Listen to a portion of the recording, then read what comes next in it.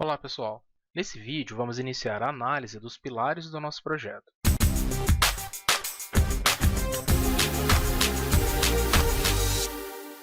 O modelo já está processado globalmente com todos os elementos detalhados. Caso alguma alteração tenha sido realizada no modelador, será preciso processar o modelo, através do comando processamento global. Para dimensionar e detalhar os elementos, basta selecionar a opção Esforços e Armaduras e clicar em OK.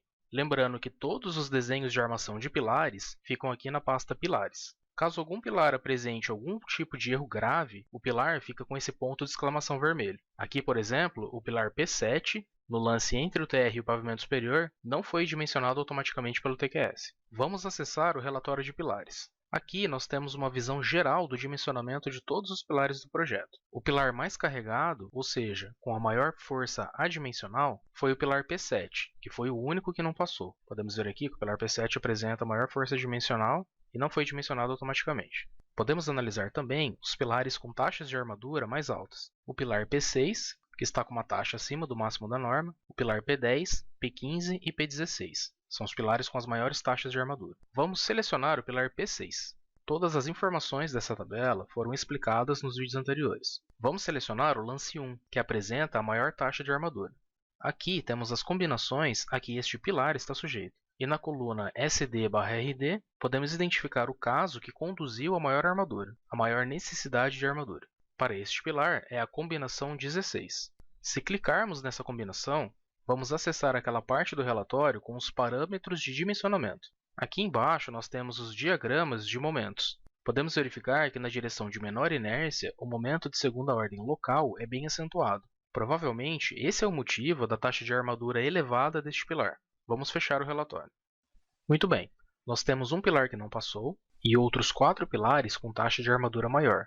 Nessa etapa do projeto, nós precisamos tomar uma decisão muito importante. Qual é a taxa máxima de armadura que eu vou aceitar nesse projeto? A norma estabelece um limite de 8% na região de emendas, o que na prática define uma taxa de 4% ao longo do lance. Essa taxa é alta, e eu não costumo adotar essa taxa em projetos de pequeno porte. Eu estabeleço como limite, para um pilar de 14 por 30, 6 barras de 16 mm, e de preferência para poucos pilares do projeto. Para um projeto como esse, um sobrado, vãos da ordem de 5 a 6 metros, pilares de 14 por 30, eu espero que a maioria dos pilares seja dimensionado com armadura mínima, ou seja, 4 barras de 10 mm. Alguns pilares com um pouco mais, talvez 4 barras de 12,5 mm, e poucos pilares com esse limite de 6 barras de 16 mm. Isso é baseado na minha experiência em obras desse porte. Por que é importante definir esses limites? Para trabalhar com bitolas condizentes com o porte da obra, conforme já foi comentado, para padronizar e otimizar a execução e também para garantir condições adequadas de concretagem. Nós precisamos estar cientes que o pilar não existe de forma isolada na estrutura. Por dentro do pilar ainda podem passar armaduras das vigas e também das lajes. Por isso, uma densidade elevada de armaduras no pilar prejudica a concretagem. Nas aulas especiais sobre erros de projeto, eu vou comentar um pouco mais sobre alojamento e densidade de armaduras. Outra limitação que eu adoto em pilares com 30 cm de comprimento é a quantidade de barras, independente da bitola. Eu não adoto arranjo com mais de 6 barras, pelo mesmo motivo, alojamento da armadura. Dessa forma, nós escolhemos um padrão. Como eu descubro quais pilares do meu projeto não respeitam esse padrão? Eu posso analisar o relatório e olhar pilar por pilar, posso analisar pilar por pilar pela lista de desenhos, aqui da pasta Pilares, ou posso analisar um outro relatório, chamado Resumo do Detalhamento. Esse relatório é acessado aqui no menu Visualizar, do menu lateral, Outros relatórios, Resumo do Detalhamento. Lembrando que a pasta Pilares deve estar selecionada. Esse relatório de texto é uma versão menos amigável do relatório gráfico que nós já vimos, mas esse aqui tem uma vantagem. Eu posso analisar o arranjo de armaduras do pilar de uma forma muito mais rápida, simplesmente movendo o relatório. No relatório gráfico, para verificarmos o arranjo de armaduras, é preciso selecionar pilar por pilar. Para o pilar P1, por exemplo, temos 4 barras de 10 mm. Logo abaixo, o pilar P2 tem o mesmo arranjo, o pilar P3 também o mesmo arranjo, e aqui é exibido por cada lance. Então, no lance 1, 4 barras de 10 mm, no lance 2, 4 barras de 10 mm, e no lance 3, a mesma coisa. Lembrando que 4 barras de 10 mm seria a armadura mínima para um pilar de 14 por 30. E assim, nós vamos analisando um por um. Aqui no pilar P5, nós temos no primeiro lance 4 barras de 12,5 mm. Não é a armadura mínima, mas está dentro da nossa padronização. Já o pilar P6 está fora. Esse pilar foi dimensionado com 6 barras de 20 mm. Nós vamos analisar este pilar com mais detalhes através do editor rápido de armaduras. O pilar P7 não foi dimensionado, nós também iremos analisar este pilar no editor rápido.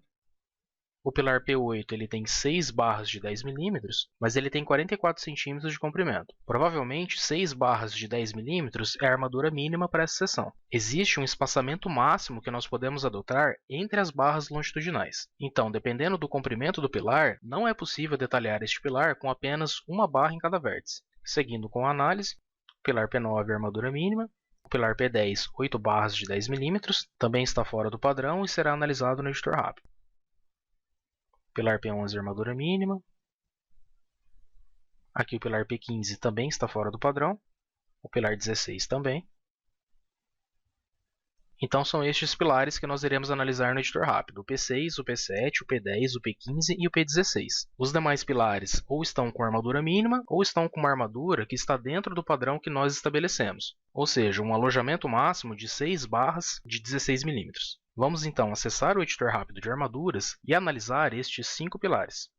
Lembrando que para acessar o editor de pilares, basta selecionar a pasta Pilares e clicar aqui em Visualizar, Edição Rápida de Armadura. Ou clicar com o botão direito do mouse sobre a pasta Pilares e acessar essa mesma opção, Edição Rápida de Armaduras. Vamos iniciar pelo pilar P7, que não foi dimensionado. E como não foi dimensionado, nós vamos precisar impor uma armadura antes de verificar o pilar. Vamos acessar a aba Armadura e acionar o comando Dados de Ferros. Vamos alterar aqui para bitola de 16 mm. Depois nós vamos alterar o critério de distribuição, colocando aqui a quantidade máxima de barras que nós vamos colocar em uma das faces do pilar. Como no total nós vamos aceitar 6 barras de 16 mm, vamos considerar aqui então 3 barras. Basta dar OK e por fim acionar aqui o comando distribuir numa face. Aciono o comando, clico em uma das faces do pilar, botão direito do mouse para repetir esse comando, clico na outra face do pilar. Pronto, defini aqui um arranjo com 6 barras de 16 mm. Poderia adotar mais barras ou uma bitola maior, desde que eu respeite as prescrições normativas? Sim. Essa imposição máxima de 6 barras de 16 mm num pilar com seção de 14 por 30 é um critério particular. Vamos alterar para a aba Cálculo, onde existem os comandos de dimensionamento. Uma dúvida que surge com frequência é a seguinte: posso verificar esse pilar com o comando verificar seção? Esse primeiro ícone aqui? Posso, desde que esse pilar tenha o índice de esbeltez inferior a 90. Esse pilar P7 ele tem um índice de esbeltez inferior, mas quando eu aciono o comando, o TQS exibe esse alerta, informando que esse pilar teve os esforços obtidos por um processo exato e que eu não deveria analisar o pilar com esse comando. Isso não é verdade. Se voltarmos ao resumo do detalhamento, ou ao relatório gráfico, podemos identificar que esse pilar não foi dimensionado por um processo exato, mas sim pelo método da rigidez kappa, que é um processo aproximado. Eu já conversei com o suporte sobre isso, e o suporte informou que, de fato, o TQS não deveria exibir o alerta nesse caso, ou seja, é uma pequena inconsistência do TQS. Dada essa explicação, vamos voltar ao nosso pilar e dar OK naquela mensagem. Vamos clicar aqui então em OK, e o TQS faz o dimensionamento da seção. Eu já expliquei no vídeo anterior o funcionamento desse comando. Particularmente, eu não analiso pilares por esse método. É muito mais complicado entender o comportamento do pilar por aqui. Além do mais, será preciso trabalhar em paralelo com aquele relatório que eu, com mais de 11 anos utilizando o TQS, considero confuso. Vou regerar o desenho com esse comando regerar desenho, e finalmente acionar o comando efeitos locais. O pilar não passou com essa armadura, o que já era esperado. Vamos clicar aqui no valor dessa célula máximo e dar OK. Aqui o TQS já informa porque o pilar não passou. A envoltória de momentos mínimos não foi atendida. Podemos clicar em fechar. Vamos acionar o último comando, envoltória com M1D mínimo, e analisar o comportamento desse pilar. Vamos relembrar rapidamente o que significa cada linha. Essa linha tracejada interna é a envoltória de momentos mínimos de primeira ordem. Essa outra elipse com traço mais fino é a envoltória de momentos mínimos amplificados pelos efeitos de segunda ordem locais. Essa linha branca representa os esforços atuantes na seção, onde o T marca o ponto no topo e o B marca o ponto da base. Então, no topo da seção, nós temos aqui na projeção esse ponto que indica o MZ e esse ponto que indica o MY. E na base, está praticamente aqui inteiramente dentro do MZ. E as linhas que ligam esses dois pontos representam a variação de momentos entre o topo e a base. Isso poderia ser uma linha reta, indicando que não existem momentos de segunda ordem local, ou, como é o caso deste pilar, dois segmentos de reta, sendo que este ponto intermediário representa o momento no meio do lance, o momento de segunda ordem local. Quanto mais pronunciado este ponto, em relação ao que seria uma reta ligando o ponto da base ao ponto do topo, maior a magnitude desse efeito de segunda ordem. Por fim, temos essa elipse, com traço mais espesso, que representa a envoltória resistente da seção. Todos os pontos devem estar dentro dessa elipse, caso contrário, o pilar não passa. E aqui nessa janela da direita, nós temos uma representação em vista espacial dos esforços atuantes na seção, que seria a linha branca aqui na planta. Então, no caso deste pilar, temos esse ponto, que representa o momento entre o topo e a base, considerando os efeitos de segunda ordem local, que está fora da envoltória resistente, e partes da elipse, que representa a envoltória de momentos mínimos, também fora da elipse resistente. Quando a envoltória de momentos mínimos está fora da seção resistente, é porque a carga vertical deste pilar é muito alta para esta seção. Isso já foi explicado nas aulas anteriores. Nestes casos, a solução mais eficiente é aumentar a seção. Mas aumentar o quê? Aumentar o comprimento, a largura ou tanto faz? O que eu busco de resultado aqui? Nesse eixo MZ, a minha envoltória resistente é enorme. Ela já abrange com folga os esforços atuantes e as envoltórias de momentos mínimos. Aumentar o comprimento da seção não vai ser eficiente. Já no sentido do eixo MY, que é o eixo de menor inércia, a envoltória resistente é pequena. Percebam que ela engloba a envoltória de momentos mínimos de primeira ordem, mas não engloba a envoltória de momentos mínimos amplificados, que é gerada considerando os efeitos de segunda ordem. Para reduzir esses efeitos de segunda ordem, o mais eficiente é reduzir o índice de esbeltez. Dessa forma, se aumentarmos a largura da seção, vamos reduzir os efeitos de segunda ordem. Vamos reduzir a envoltória de momentos mínimos amplificados, vamos reduzir o momento de segunda ordem e vamos aumentar a envoltória resistente.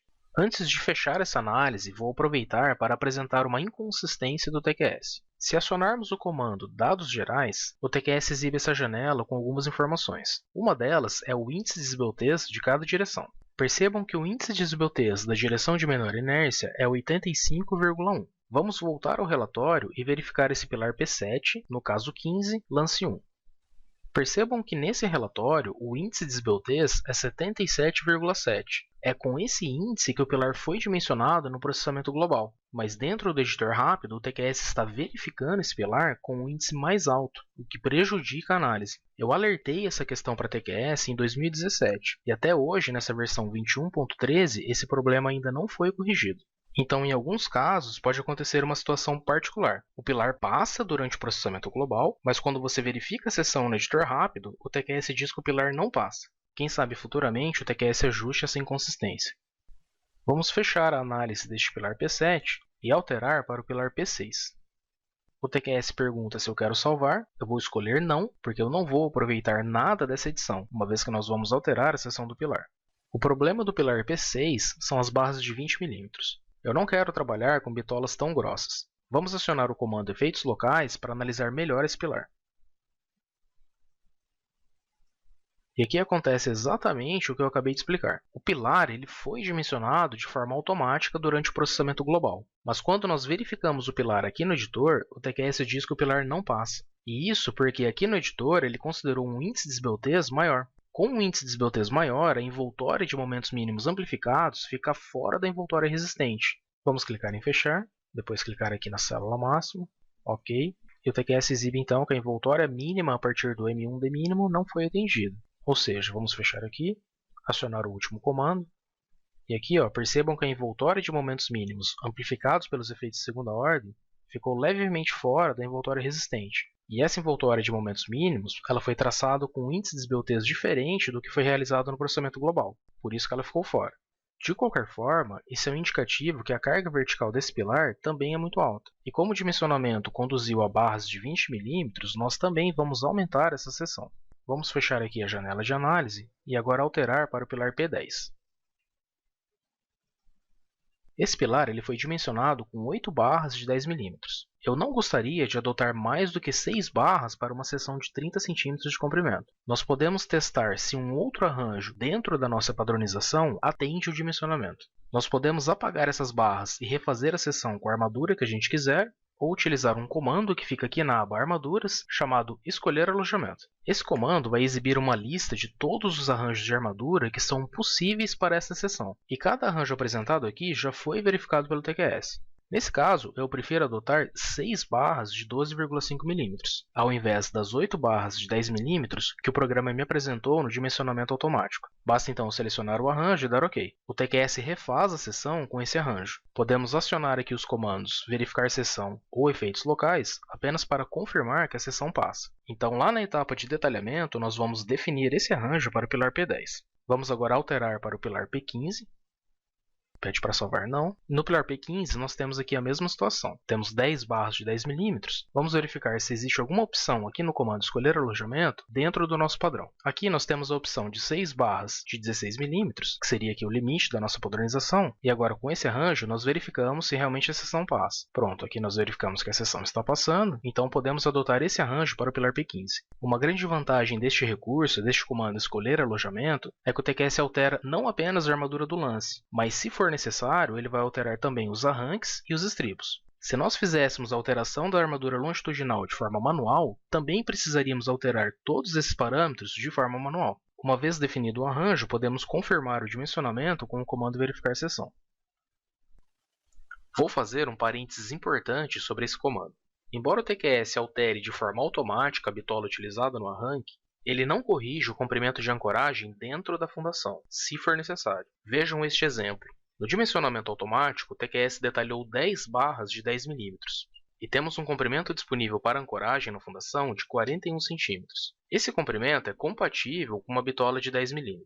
Mas se nós alterarmos o arranjo para 6 barras de 16 mm, por exemplo, o TQS simplesmente altera a bitola e a quantidade de armadura do arranque, conforme o alojamento escolhido para o lance. Só que nesse caso, 41 cm não seria suficiente para ancorar uma barra de 16 mm e esse detalhamento ficaria contra a segurança. Nas aulas de detalhamento, nós vamos aprender como verificar essa questão.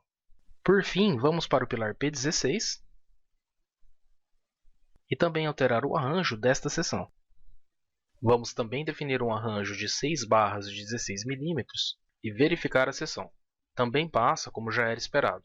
Muito bem, com isso finalizamos a etapa de dimensionamento dos pilares. Agora nós vamos acessar o modelador e alterar esses pilares P6 e P7.